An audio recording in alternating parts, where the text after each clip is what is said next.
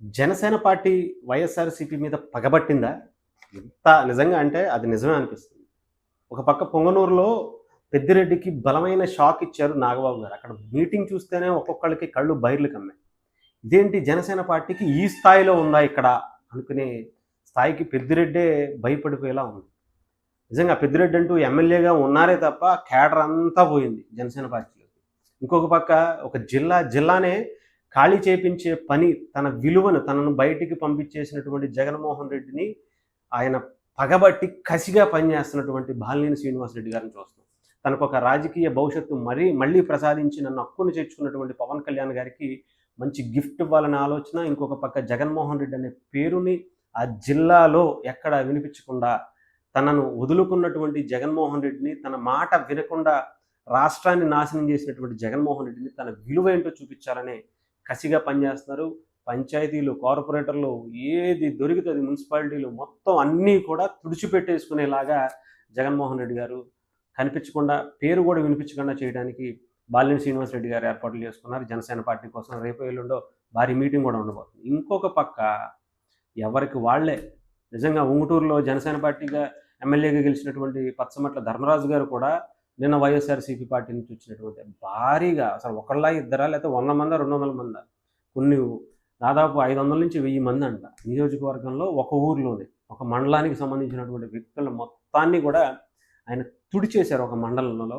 ఒక్కొక్కరికి మరి పవన్ కళ్యాణ్ గారు ఏమన్నా టార్గెట్ ఇచ్చారా లేదంటే ఏం చేస్తున్నారనేది తెలియదు. కానీ రేపు మార్చి 12, 13, 14 జరగబోయేటటువంటి ఆవిర్భావ దినోత్సవానికి ఒక టార్గెట్గా పెట్టుకున్నట్టుగా తెలుస్తుంది. వైఎస్ఆర్సీపీ పార్టీ అనేదే లేకుండా పోయేటట్టుగా కనిపిస్తుంది. ఇంకో పక్క ఏమో జగన్మోహన్ రెడ్డి గారు 2.0 అంటున్నారు. నేను లేకుండా 30 ఏళ్ల పాటు రాజకీయాలు జరగవంటున్నారు. మనం తిరిగి గట్టిగా వస్తామంటున్నారు. నీళ్లు కింద పోస్తే మళ్ళీ ఎత్తుకోలేమంటున్నారు.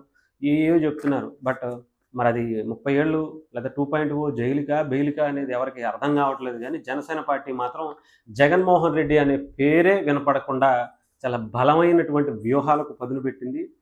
మామూలుగా ఉండట్లేదు. జగన్మోహన్ రెడ్డి గారికి నిజంగా చుక్కలు చూపించే పని పవన్ కళ్యాణ్ గారు పెట్టుకున్నట్టుగా తెలుస్తుంది. ఎక్కడా కూడా వదిలిపెట్టట్ల.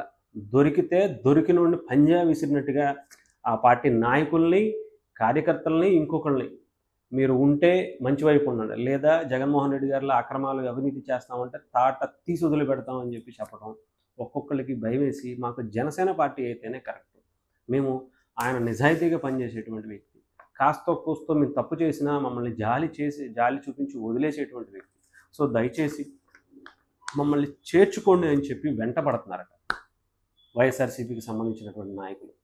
బాలినేని గారికి కూడా చాలామంది అలాగే అప్రోచ్ అయ్యారు. అలాగే పొంగనూరులో కూడా అదే పరిస్థితి. ఈ పెద్దిరెడ్డి అరాచకాలు భరించలేకపోతున్నాం సార్, ఈయన కాస్తులు కొన్ని వేల కోట్లు పెంచేసుకుంటున్నాడు, మా ఆస్తులు మొత్తం ఏమో నాశనం చేస్తున్నాడు అని చెప్పి అక్కడ. ఇకపోతే ఉంగుటూరు ఎవరికి వారే మామూలుగా ఇవ్వట్ల, ఒక స్థాయిలో ఇచ్చుకుంటా కూర్చున్నారు. డెఫినెట్గా వైఎస్ఆర్సీపీ పార్టీకి మాత్రం భవిష్యత్ అనేది నిజంగా కనిపించట్లేదు. ఉంటే ఆ పార్టీకి సంబంధించినటువంటి కుటుంబ సభ్యులా ఉన్నటువంటి విజయసాయిరెడ్డి గారు ఎందుకు వస్తారు? ఆయన సీఎం అవుతాడనే ఆలోచనే కనుక ఆయనకు మళ్ళీ రాజకీయ భవిష్యత్తు ఉంది అనే ఆలోచన ఉంటే కనుక విజయసాయిరెడ్డి అనే వ్యక్తి బయటకు ఎందుకు వస్తారు? ఇంకా వైఎస్ఆర్సీపీ పార్టీకి సంబంధించినటువంటి బాలినేని గారు కావచ్చు, ఇంకొకరు కావచ్చు, వీళ్ళందరూ బయటికి రావాల్సినటువంటి అవసరం ఉంది.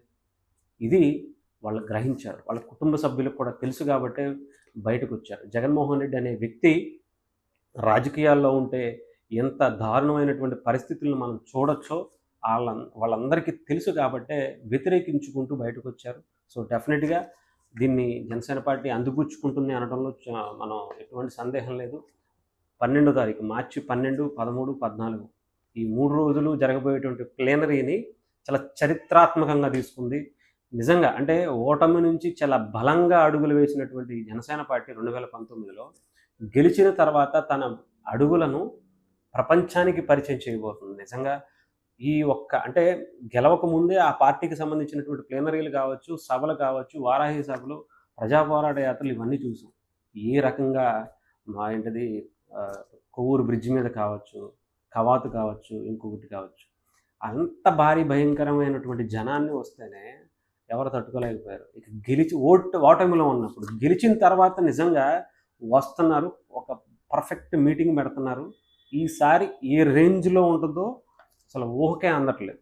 ఎవ్వరికి అంతు చిక్కట్ల ఆ స్థాయిలో ఈసారి పవన్ కళ్యాణ్ గారి జనసేన పార్టీ ఆవిర్భావ దినోత్సవాన్ని 3 రోజుల పాటు పెట్టుకున్నారంటే దాంట్లో ఉన్నటువంటి అర్థం చేసుకోవచ్చు.